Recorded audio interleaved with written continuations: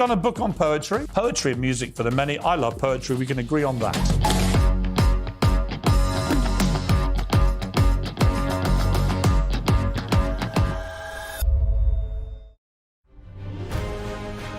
On TV, on radio, and on your smartphone. This is TalkTV. How are you going to stop the votes? This is an international problem. How's that going for your party? I'm a millennial, you're a Victorian, I think. This helps weather people. I'm going to help the Met Office.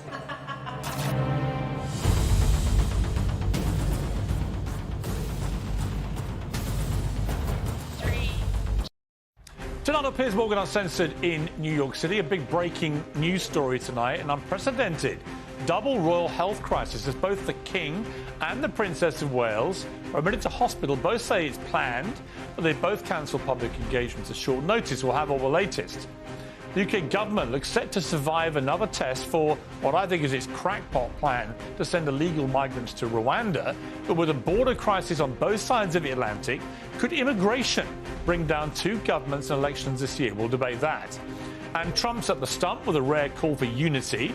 But can he really ditch his election-denying diatribes and win back the presidency? I'll talk to MAGA maestro Carrie Lake and the tough-talking governor who still says it has to be Nikki Haley.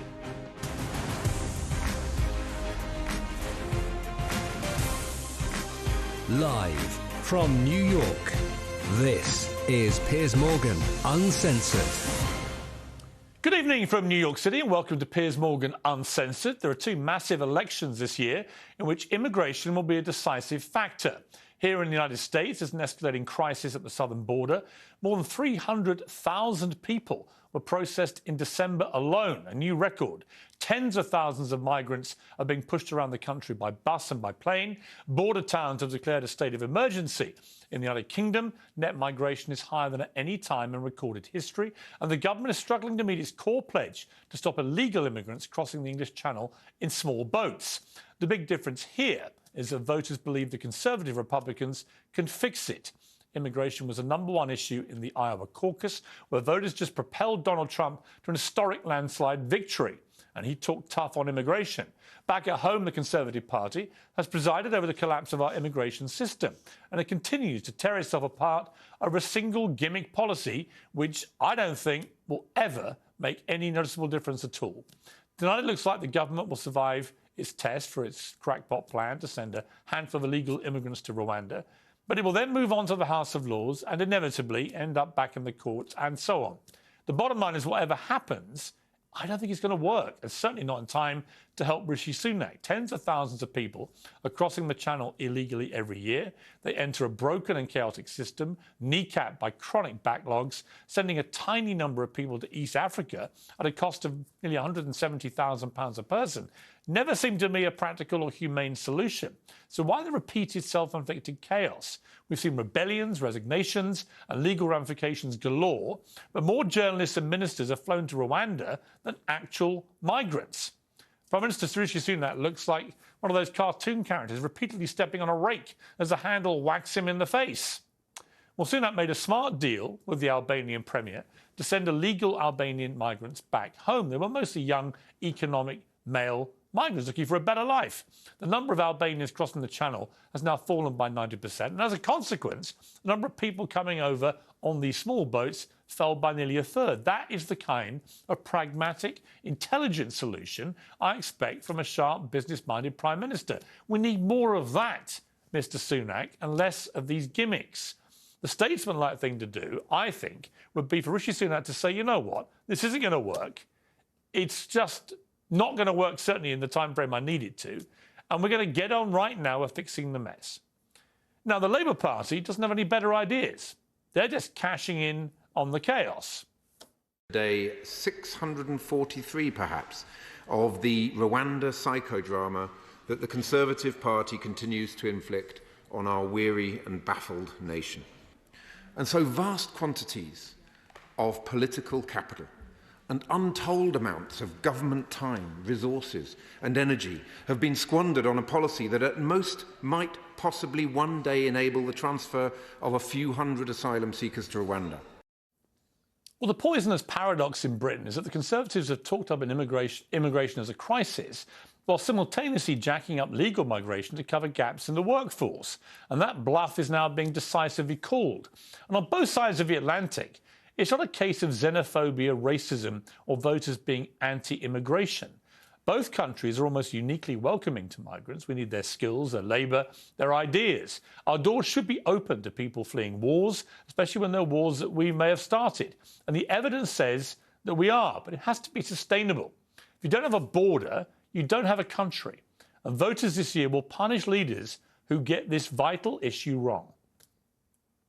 Well, we'll get into that debate in a moment. But first, that breaking news today on a double royal health crisis. Buckingham Palace announcing that King Charles, our new monarch, will undergo surgery for an enlarged prostate next week, postponing all his public engagements, while Catherine, the Princess of Wales, has already undergone abdominal surgery yesterday. The Princess hasn't been seen in public since Christmas. She'll now remain in hospital for up to 2 weeks, we're told, and has cancelled all public duties until at least Easter in April. Well, joining me to discuss all this is TalkTV's royal editor, Sarah Houston, who's in London.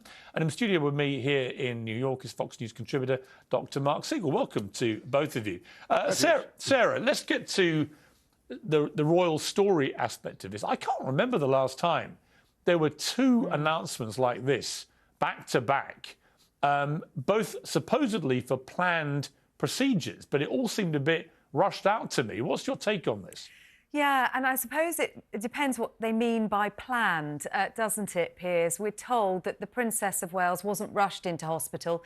This isn't something that occurred over the course of the weekend and has then led to her being hospitalised this week, but we don't know for how long it has been planned. In the King's case, he started to feel symptoms. He then saw a doctor earlier on this week and he received his diagnosis today, and that led to the announcement from Buckingham Palace that he was going to undergo a procedure next week. Now, it's not ideal, is it, for them to have to make two major announcements about the most senior member of the royal family and the second most senior female member of the royal family within an hour and a half of each other. Now, Buckingham Palace stressing that what the King is to undergo next week is very much routine. It is something that many, many men of his age will undergo, and he will undergo it for a short period of time. He'll have a short period of recuperation where engagements will be cancelled. But because of his symptoms, he's actually had to cancel engagements that were due to take place tomorrow and Friday. A much more serious case for the Princess of Wales, because while this was planned surgery and we're told it was successful, a 10 to 14-day stay in hospital, followed by 2 to 3 months of recuperation, tells us that this was major surgery for the Princess of Wales. And we've got the Prince of Wales, William, her husband, also now cancelling engagements and taking time off work to be at his wife's side and also looking after their 3 young children. So a significant impact on the royal family and their ability to go about their duties. Yeah, absolutely. Just turn to Dr. Mark Siegel. From a medical perspective, Charles is obviously a more straightforward situation. He's a man in his 70s. He's got an enlarged prostate. That's not an uncommon condition for men of that age. But the procedure itself, he is the monarch. Will he be put under for this, and what will happen? Absolutely. And by the way, Sarah said it might have happened precipitously. What usually happens is these symptoms accrue over many months or years. Over the age of 70, 80% of men have enlarged prostates. They don't all need procedures. But when the medications fail and it's not stopping it so that you get an easy flow, you have a procedure. And it's all about urine flow with an enlarged prostate. Exactly.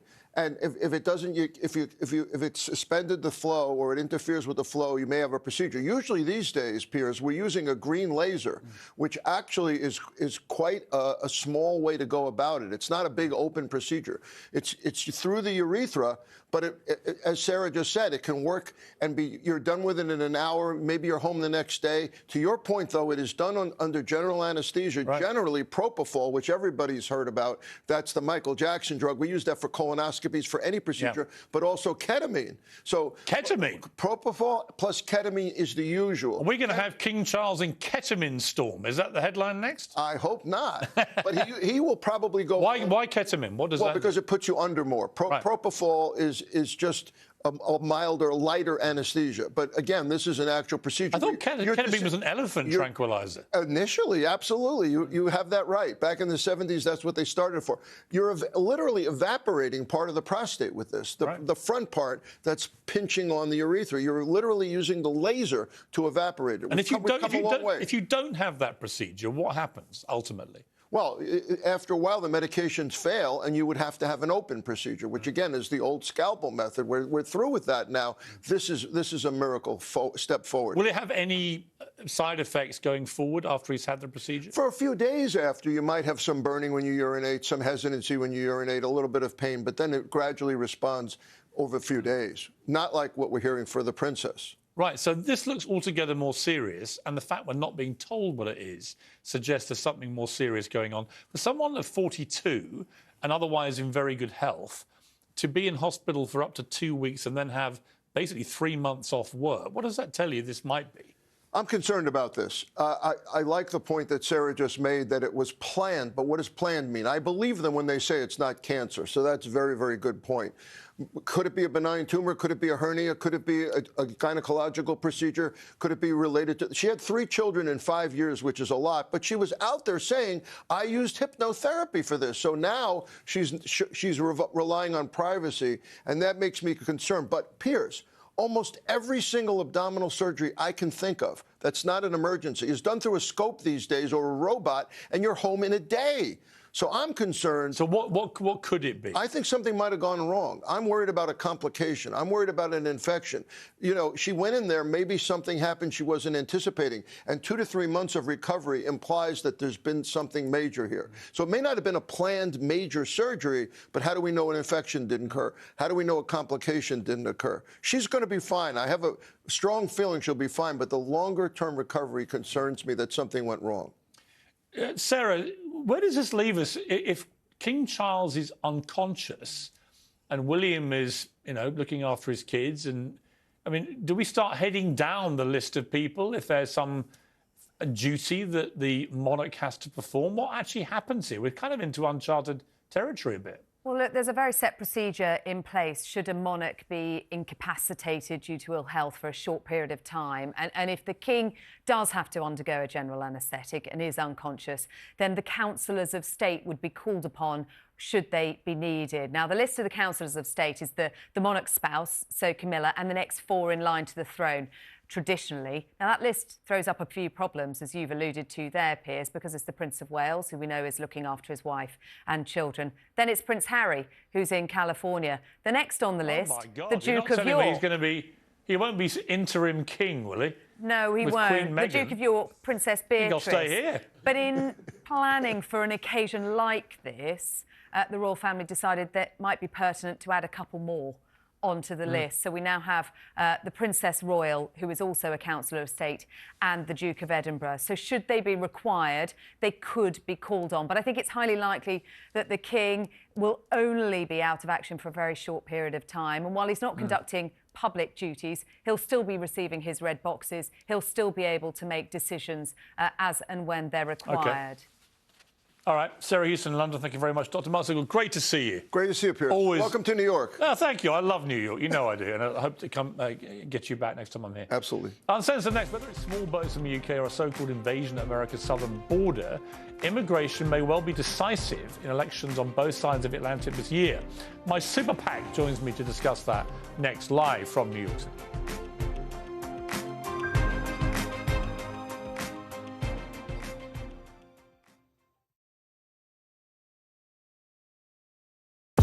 We're here. Thanks for joining us. You're with TalkTV, on TV, on radio, online. We're on your smart speaker as well. Criminals using XL bully dogs as weapons to threaten others. No matter how well trained, most dog owners will tell you a dog can turn. Do you know what I love about Talk Today? We do it all. Sunak, Suella, scones. I rather like David Cameron. I don't sort of bear him any ill will because he delivered the referendum that he said he would deliver. The Tories love a scrap. You can almost see this coming round the tracks with Suella Braverman. She's heading up one side and Rishi Sunak the other. The police are pro-Palestine. That is just not right. You swear an oath in the police to act without fear or favour. The COVID inquiry seems to have turned into a sort of pantomime. There's not really any substance to it. It's hard to know whether it's a farce or a tragedy. The amount of time it's taken, the number of illegal migrants currently sent by us to Rwanda, zilch. The amount of money it's cost, what are we saying it's cost? About 140 million. 140 million pounds so far. So 140 million pounds, so far result nil, absolutely nil. Are we only going to be trusting sources like Meta and Google? Where is our unbiased news going to come from? Calais in winter is cold. That is from the Jeremy Corbyn book. Kevin O'Sullivan is the worst presenter on TalkTV, sitting on his fat arse talking for a living. If you're walking towards me and you're a vegan, you should have a great big orange sticker over here saying, "Watch out, vegans about." The weirdest plank that we've had in, 3 years? Hundreds and hundreds of mice in a box, which he walks into a branch of McDonald's. McMouse Man. McMouse Man, yeah. McMouse Man. He should be easy enough to catch, this guy, shouldn't he? I mean, he's got a house full of mice. He's on This is a major summit. President Biden decided this was important after watching a Tom Cruise film. Sunak and the current Conservative government are not Conservative. Why don't you leave that party and come to one that actually shares your ideologies? This has been a party political broadcast on behalf of the Reform UK Party. Hi, Ofcom. Kids think all they have to do is take pictures of everything. Just shut down TikTok. Problem solved. This is really unfair. What's unfair? If it's on camera, we're not doing the interview. Yes, I'm going to do. You're going to resign? Yes, because I cannot continue my work. When I say I am God, I'm not joking. Did you feel Elvis was controlling? I've been answering your question, you answer mine. It's actually not my job to answer your questions. Are you prepared to call Hamas a terror group? Is it possible to have a rational discussion with you? I've asked you two questions. Should Hamas stay in power and are they a terror group? You're refusing to answer either of them. That is very telling. TalkTV. It's the only place where you get the truth. You've done a book on poetry. Poetry and music for the many. I love poetry. We can agree on that.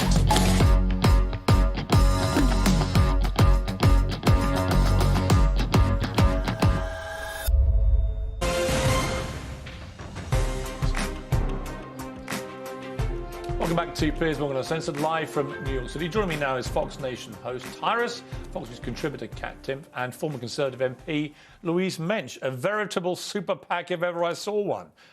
Immigration.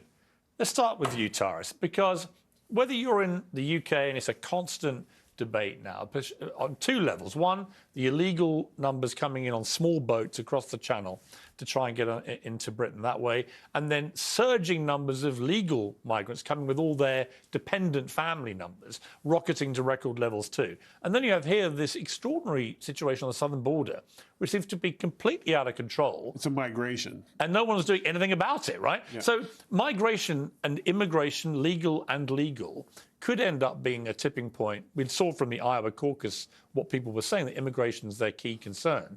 It could be the thing that decides both the US and UK election, which may be happening in the same month. You know, when I just the Iowa thing real quick, when I saw that was the number one concern, concerns me because is that the talking point concern, because the good people of Iowa don't have much to worry about in terms of immigration, especially this time of year.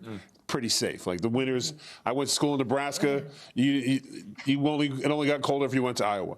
But we've got 3 million court dates, I think, that are backlogged for 10 years. So even the people who are doing it right can't do it right because of just, it's a migration of just basically, it looks like countries are just emptying their prisons. They're emptying, anybody who doesn't want to be here, go. The gates have been open. There's been some secret handshake signal that we weren't aware about in America.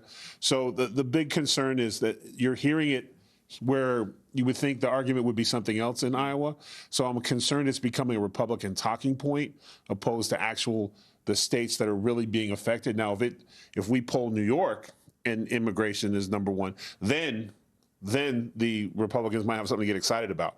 But we're just not seeing it in the places where we should be seeing it in America. Kat, how much is this going to help Trump? I mean, clearly he had a massive victory in Iowa. Immigration was the number one thing. He always talks tough on immigration. He didn't build his wall last time, but the message was clear. If he gets the chance, he will finish the job. How much does all this help him?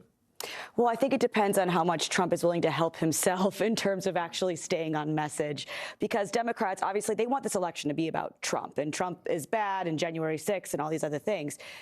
all too often, I think what Trump does is he likes to get in the ring with those people and sort of fight with them, and he will not focus so much on issues like immigration or like the economy and immigration in general. I mean, the same system we've had in place since the 90s.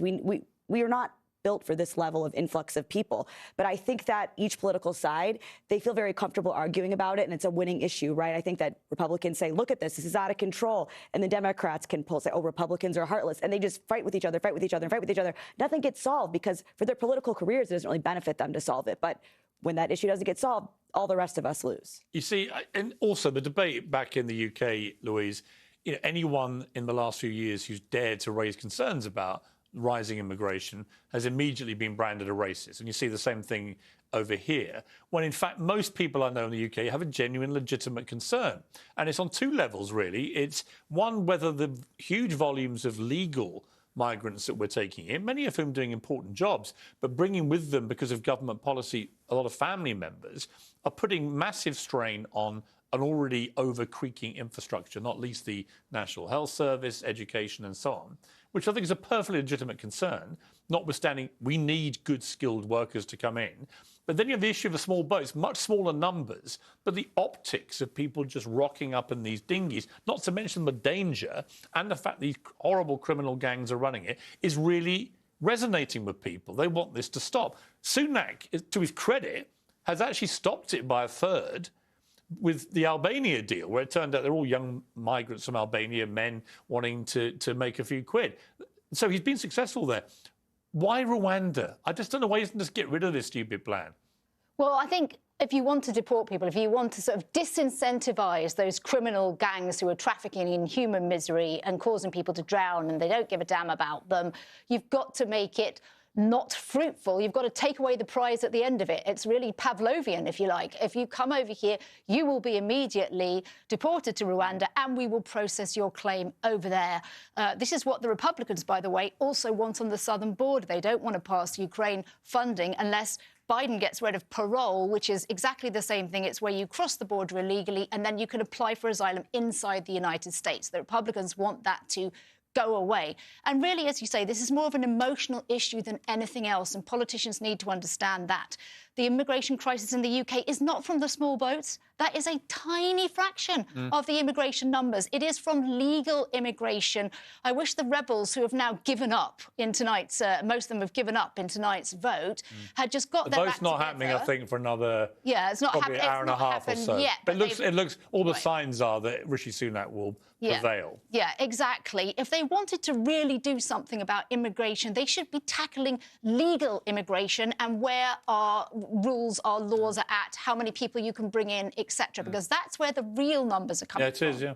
OK, let's turn to Ben & Jerry's, one of my favourite companies, because on the list of woke, virtue-signalling, imbecilic firms in the world, there they are, you just think, just give me some damn ice cream and shut up about everything else. But they cannot stop making statements.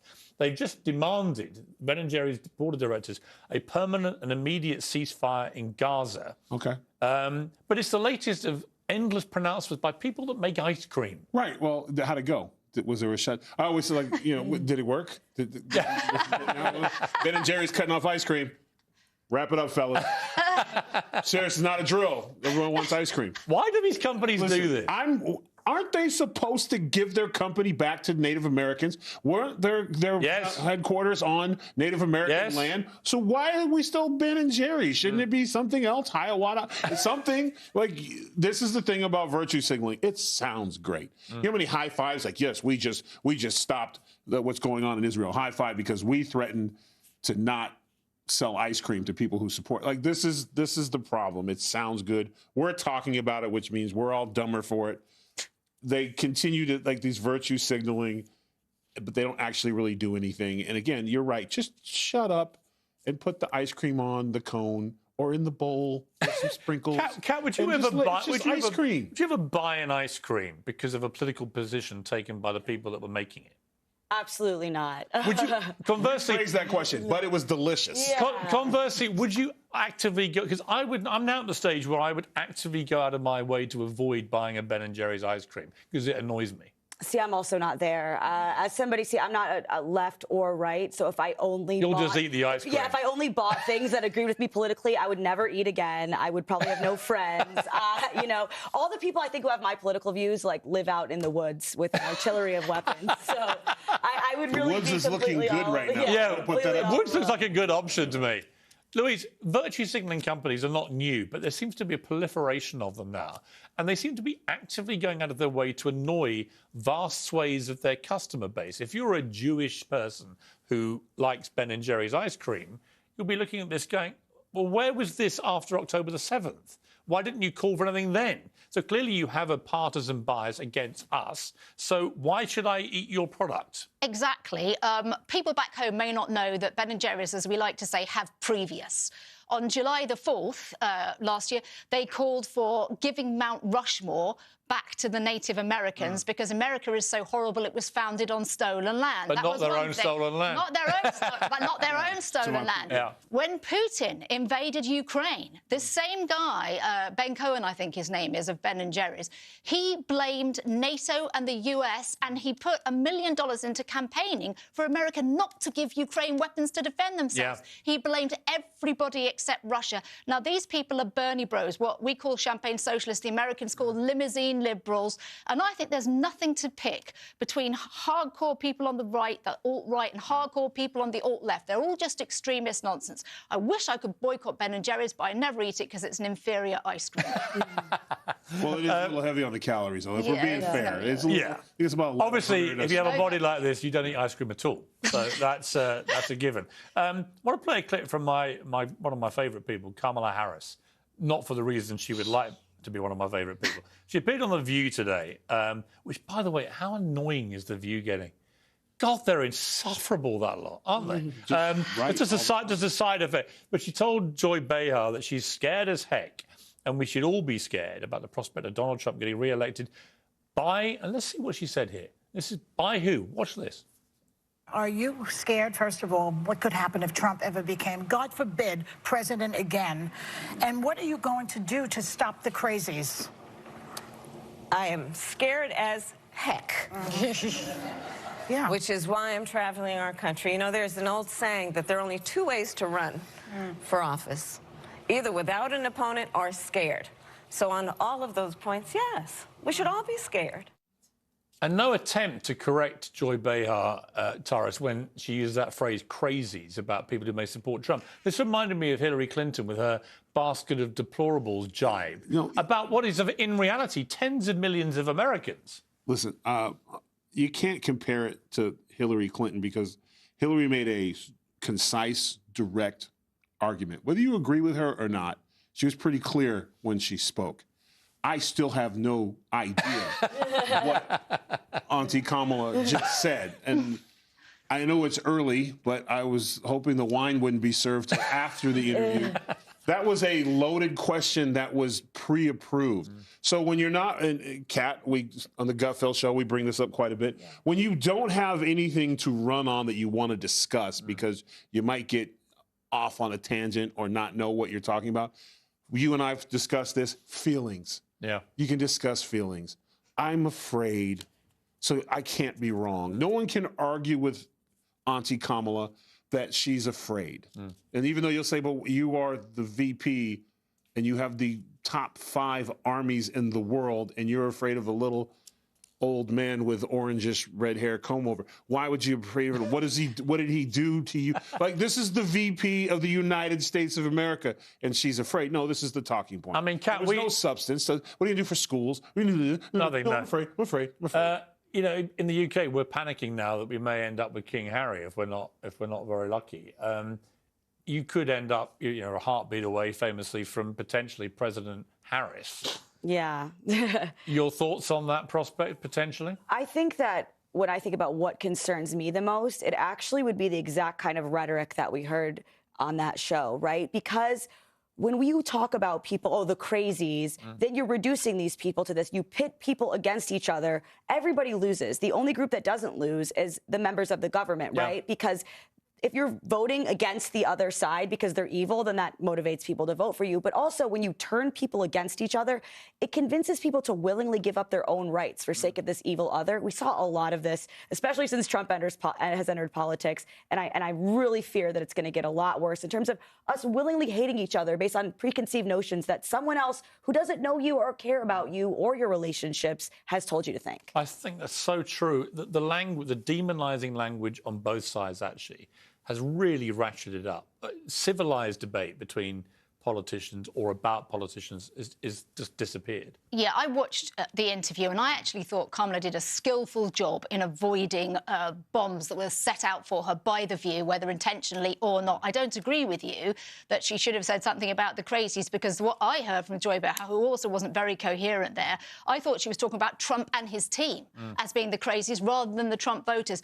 As he says, I don't think you can compare it to Hillary Clinton's direct insult. Trump voters are a basket of deplorables. That may or may not have been a reference to Trump voters as opposed to the campaign. Who knows? She didn't say anything negative about them. She was also asked if she agreed with Nikki Haley that America had never been a racist country, and she skillfully, I thought, avoided saying, yes, America has been racist. She totally avoided that. It was a little bit word salad. But her job now is, at the moment, her job is not to mess up. And I think in the campaign trail, what you will see Kamala Harris concentrating on is the one really big winning issue that the Democrats have, which is abortion.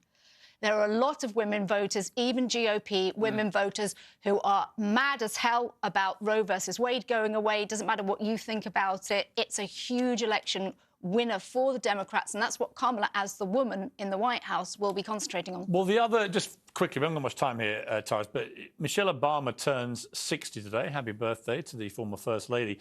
A lot of people putting her name out there as potentially the saviour for the Democrat Party. Could she be? I have no idea what her politics are, so I can't answer that question. I think every time she steps out of a plane, because she's so beloved by a vast majority of the American people, that they want to say, oh, yes, because for a while it was Oprah. Then for a little bit it was even The Rock. Like, they just pick people. This is who we have. Joe Biden is running for election. Even if he were to pass on, he would come down from heaven to show up, to be there. He is running. This idea that he's just going to let go and just, oh, sure, come on in, Michelle.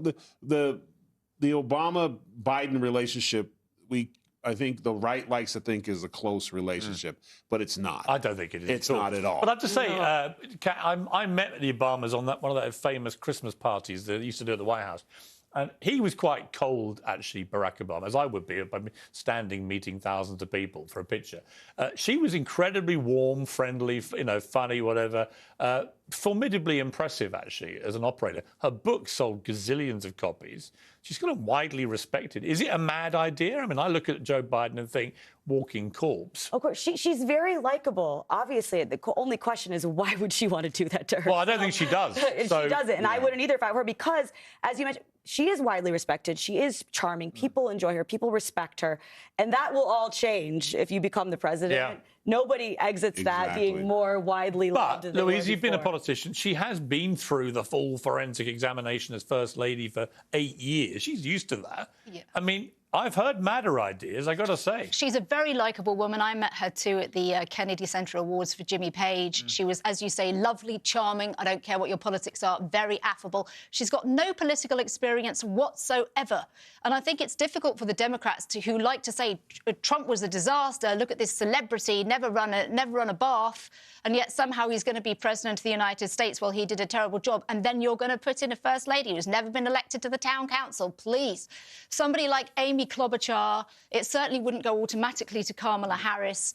And that's the way the cookie crumbles. But look, you've got two old men running for president. Both parties need to have a plan for if either one of them has a heart attack on the campaign trail and dies. Yeah, absolutely. Well, thank you, Pat. That was obviously brilliant, because you're a brilliant Pac. I appreciate it. Uncensored next. Nikki Haley finished third in the Iowa caucus, but still declared it's a two-person race and that she's in it, not Ron DeSantis. Can she really stop Donald Trump? I'll talk to one of her fiercest advocates, Governor Chris Sununu, next. It's Uncensored live.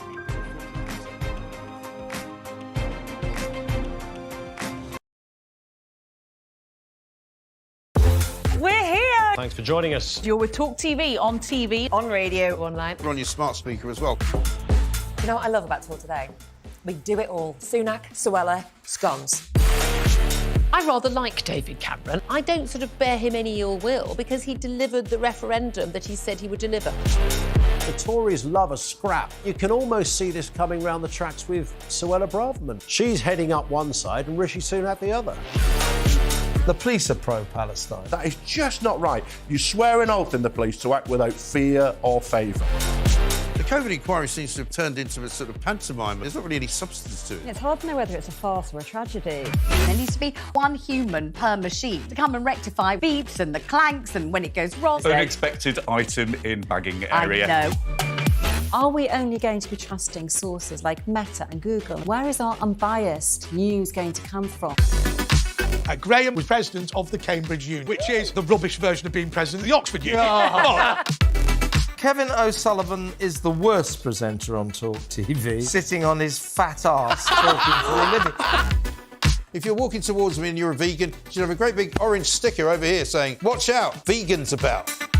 Twitter, you sons of Can you please reinstate my account? Yeah. Thank you. This is a major summit. President Biden decided this was important after watching a Tom Cruise film. Kids think all they have to do is take pictures of everything. Just shut down TikTok. Problem solved. When I say I am God, I'm not joking. Did you feel Elvis was controlling? I've been answering your question, you answer mine. It's actually not my job to answer your question. Are you prepared to call Hamas a terror group? Is it possible to have a rational discussion with you? TalkTV, it's the only place where you get the truth.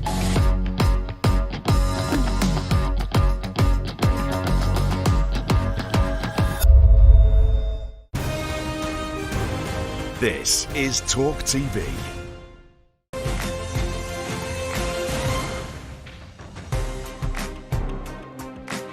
Welcome back to Uncensored, live from New York City. Donald Trump won by a landslide in Iowa. A monumental boost, of course, for his bid to return to the White House. Nikki Haley finished a narrow third behind Ron DeSantis, but she still said this. I can safely say tonight, Iowa made this Republican primary a two-person race. Well, as the primaries move on to New Hampshire, I'm joined by the esteemed governor of New Hampshire, Chris Sununu, the only current governor or senator so far to publicly endorse Nikki Haley. Well, Governor, great to see you. She seems very confident for someone who came third that it's a two-horse race with her in it. Why is your preferred candidate so confident? Because DeSantis left the building. I mean, Ron has left New Hampshire. He has no money. He has no staff. He's not even he's literally not competing here. He's just made an announcement a short time ago that he's going to South Carolina, Nikki's home state, so I'm not sure what he's thinking he's going to get there. No, this is a two-person race. This is Trump versus Haley. All the polls say so. It's still, I mean, there's, some polls had her tied and everything, but there's still a lot of work to do. No one thought Trump could even be challenged to be defeated in one of these early states. Nikki's actually doing it, and I think that's why there's a lot of momentum. So, no, it's clearly a two-person race, and as much as Ron might not say publicly, I think they see the writing on the wall as well. If you're right, and certainly New Hampshire and South Carolina look like potentially much stronger areas for Nikki Haley than Ron DeSantis, what is the path for Nikki Haley to try and stop the Trump train, which has clearly got off to a rattlingly good start? Sure. So let's start with the Trump voter, right? So right now, if you poll Trump voters, and the number one reason why folks are getting behind Trump, the most common answer given is, well, he's going to win anyway, right? So I guess we'll just vote for him. You have that 35% core Trump voter, of course, but a lot of folks are just kind of going with him because they assume it's presumptive. It's the fait accompli. It's not.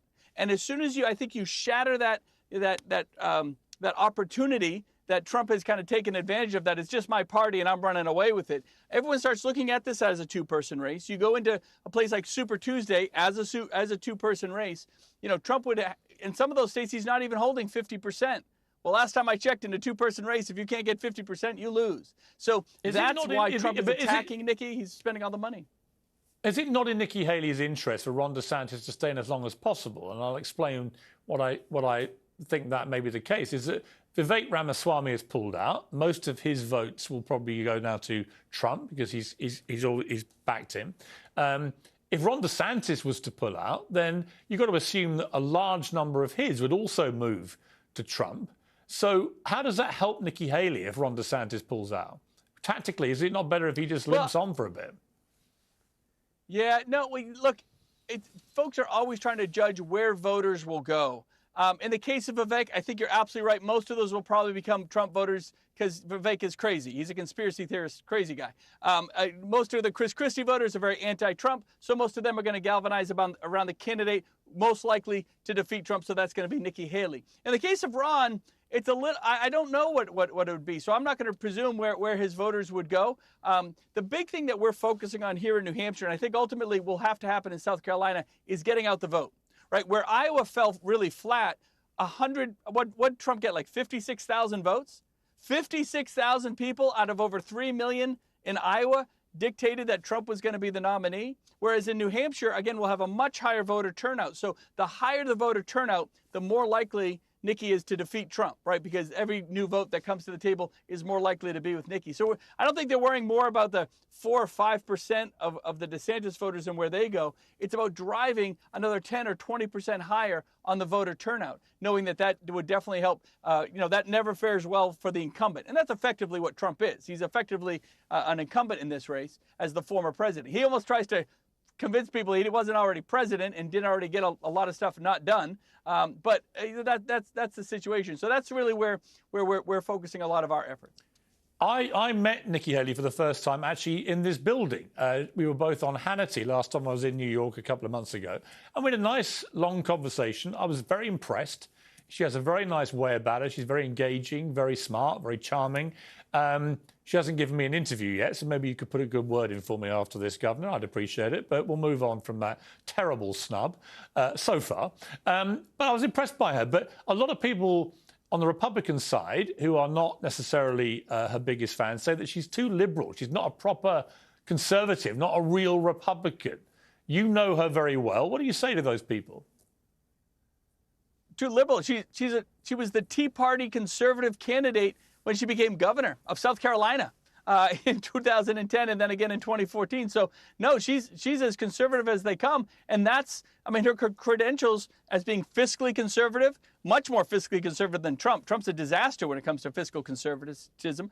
Individual liberties, which we pride a lot here in New Hampshire, right? That the individual comes first, not big government solutions, which Trump tries to do out of D.C. That doesn't fare too well with conservatives in the live free or die state, to be sure. Decentralizing the Department of Education. So, again, states, localities, individuals, parents have more control over what's happening in the classroom. Trump didn't do any of that, right? So she brings these amazing conservative credentials. And the best one is she gets stuff done, right? Regardless of where you are on policy, she gets stuff done. She has a record of doing it, balancing budgets, all that sort of thing, bringing health care reform. I was promised health care reform from Donald Trump. We didn't get it, right? She takes these challenges on and she actually solves things. So at the end of the day, that's what conservatives want. They want government that actually moves forward, decentralizes, and again, lets the individual come first. As you head towards New Hampshire, is she going to take the gloves off now and start pounding Trump? Because it seems to me the only way anybody is going to actually take Trump down is to start pounding him properly. And there's obviously lots of ammunition you could go for, but rather like every other candidate, it looks like Nikki Haley has held off doing this because she's worried about aggravating his very loyal supporters. No, so a couple things there. So let's look at the Chris Christie. Chris Christie threw everything and the kitchen sink at Donald Trump and never got past 13%. So to say that we're just going to hit Trump harder and that will work, Chris tried it. It was an interesting strategy. One state strategy clearly did not work. And it again, you kind of hit a cap there. Nikki doesn't overthink it. She is who she is. She'll call Trump out on January 6th and on election denial and all this stuff. But good candidates talk about what they're bringing to the table, not just what the other guy isn't and what the other guy hasn't done, right? Leave it to surrogates like us to complain about Trump. Nikki's all about herself, and she's happy to hit him. She's worked very closely with him for many, many years, right? But she understands that she wants to talk about what she's going to do to fix this country, the solutions she's going to bring, her experience internationally, unmatched. Trump can't match her experience internationally. Okay. He showed up at the meetings taking all the policy decisions from her and the Department of State. What she's done working with legislatures. So this is an amazing candidate with amazing credentials. And as you say, most importantly, she's just likable. She's super genuine. She's definitely likable. But what if she's so likable that she gets flatlined in New Hampshire, Trump barrels through and has another massive victory? Can you continue past that if that was to happen? Sure. Well, look, going to our home state of South Carolina, there's huge opportunities there. So in the first 3 states of Iowa, New Hampshire, and South Carolina, there's only one person that has to win all 3, and that's Trump. He's the only one that has set the expectations that he's going to run away with it in all 3 states. So anything different than that, whether it's beating him or coming in a close second, that challenges that whole narrative, that presumption that's out there. So whether it happens in New Hampshire, I think it will, New Hampshire and South Carolina, that builds momentum in that 2-person race, then you hit Super Tuesday, right? With a one-on-one race going into Super Tuesday, I think anything's on the table. OK, and if you would tell Nikki Haley that I'm here tomorrow, we have a slot. If she fancies an interview, we'd happily take it. Governor Sununu, thank you very much. You bet. Thank you, buddy. Uncensored next, Donald Trump called for unity in his Iowa victory speech, but can he actually deliver unity? There wasn't much sign of it last time he was president. I'll talk to one of his biggest backers, the Arizona Senate candidate, Kari Lake. That's Uncensored next, live from New York.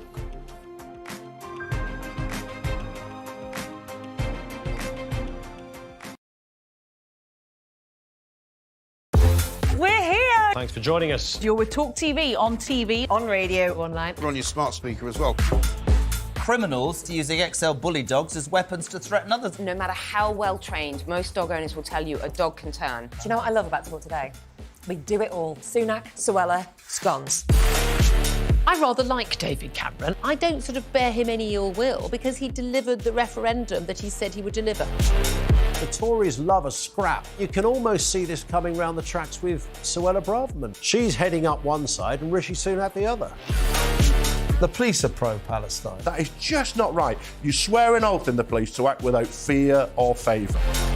The COVID inquiry seems to have turned into a sort of pantomime. There's not really any substance to it. It's hard to know whether it's a farce or a tragedy.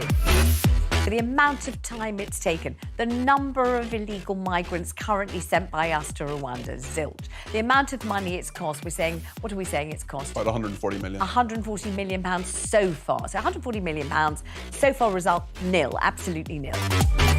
Are we only going to be trusting sources like Meta and Google? Where is our unbiased news going to come from? Calais in winter is cold. That is from the Jeremy Corbyn book. Kevin O'Sullivan is the worst presenter on Talk TV, sitting on his fat arse talking for a living. If you're walking towards me and you're a vegan, you should have a great big orange sticker over here saying, "Watch out, vegan's about." The weirdest plank that we've had in, 3 years? Hundreds and hundreds of mice in a box, which he walked into a branch of McDonald's. McMouse Man. McMouse Man, yeah. McMouse Man. He should be easy enough to catch, this guy, shouldn't he? I mean, he's got a house full of mice. He's on This is a major summit. President Biden decided this was important after watching a Tom Cruise film.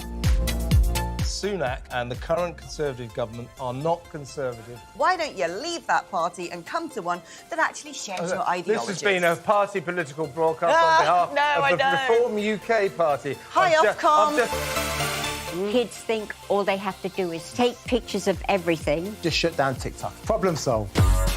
This is really unfair. What's unfair? If it's on camera, we're not doing the interview. So. Yes, I'm going to do. You're going to resign? Yes, because I cannot continue my work. When I say I am God, I'm not joking. Did you feel Elvis was controlling? I've been answering your question, you answer mine. It's actually not my job to answer your questions. Are you prepared to call Hamas a terror group? Is it possible to have a rational discussion with you? I've asked you 2 questions. Should Hamas stay in power and are they a terror group? You're refusing to answer either of them. That is very telling. Talk TV. It's the only place where you get the truth. You've done a book on poetry. Poetry and music for the many. I love poetry. We can agree on that.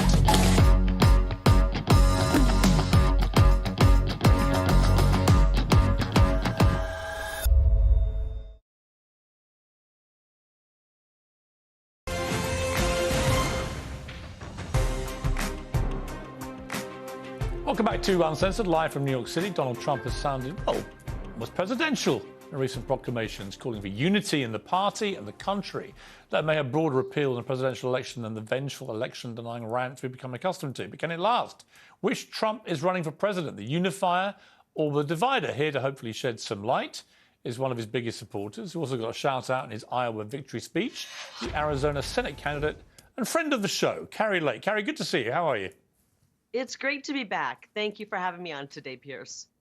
Well, you just heard a very good pitch for why Nikki Haley is in a two-horse race now with Donald Trump. And he made a compelling argument, I think, Governor Sununu, that if you look at the path of New Hampshire and South Carolina, you've got to say it favours her over DeSantis. Do you agree with him? This could end up quite quickly as a two-horse race.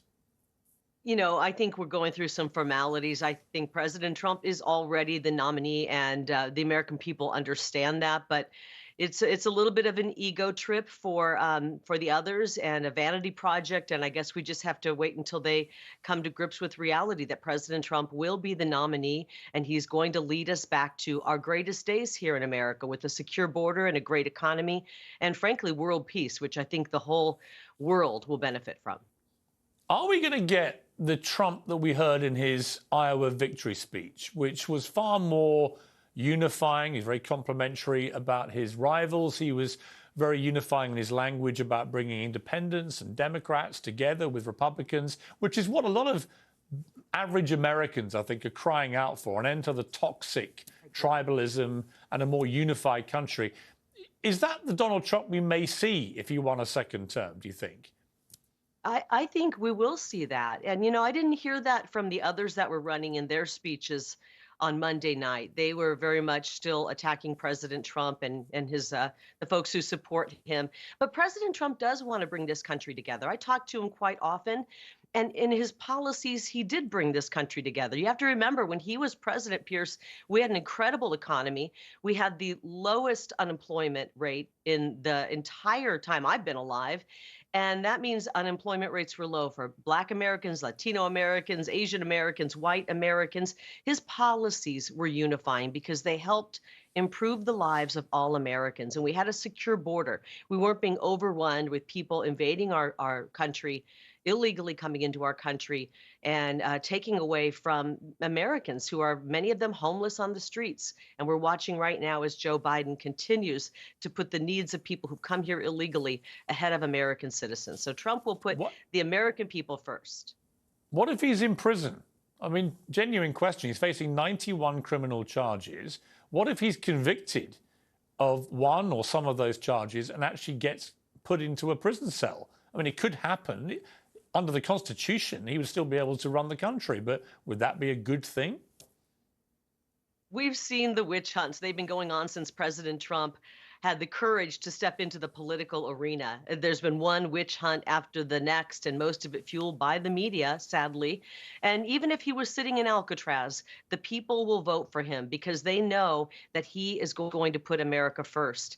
And in the last 3 years under Joe Biden, we've watched as America has been put last. We've learned how he's taken payouts and bribes from some of our adversaries, and we are all suffering because of it. And we just want to get policies back that put our country first, strengthen our families, strengthen our border, and strengthen our security, and, Carrie, and give here's us the a problem. decent energy policy. Here's the problem. I wrote a column yesterday in which I extolled the landslide victory. It was spectacular. It's an amazing comeback story unfurling with Donald Trump. But in the weeds of some of the data were some concerning numbers, like 30% of Republicans, when asked, said that they would not support him if he was convicted of a crime. That's a big number of Republicans. You've got to assume that percentage would go up with independents, who would be crucial to him potentially winning a general election.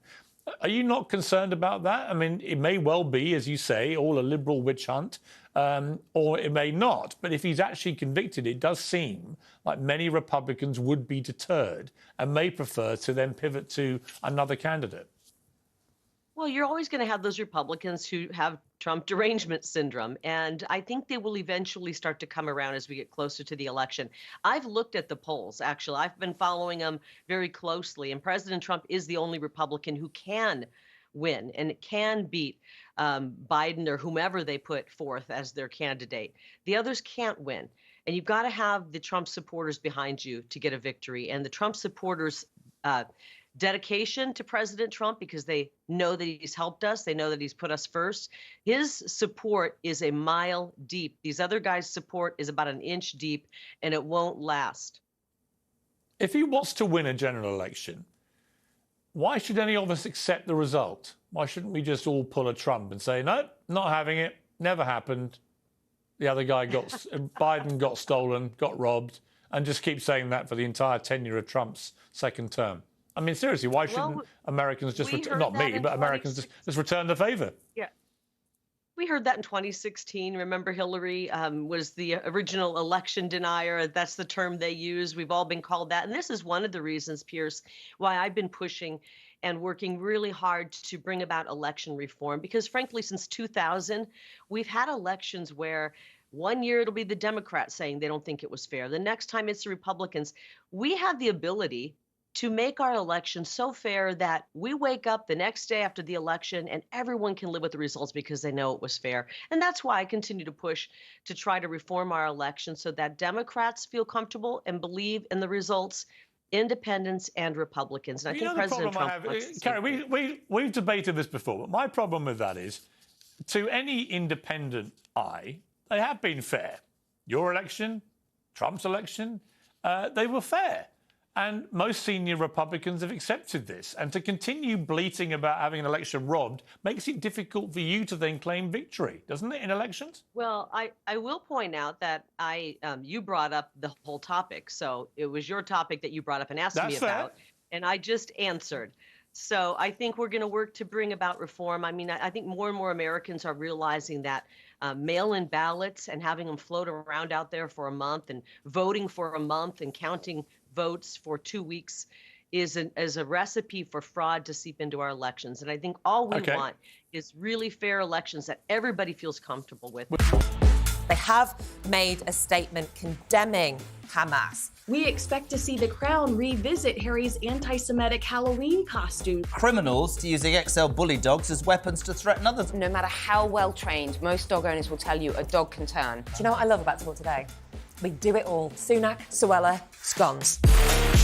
I rather like David Cameron. I don't sort of bear him any ill will because he delivered the referendum that he said he would deliver. The Israelis are very conciliatory. All they want is to be recognised. The timing of this Hamas attack comes because there was the expectation there was going to be a deal done to normalising relations with Saudi Arabia.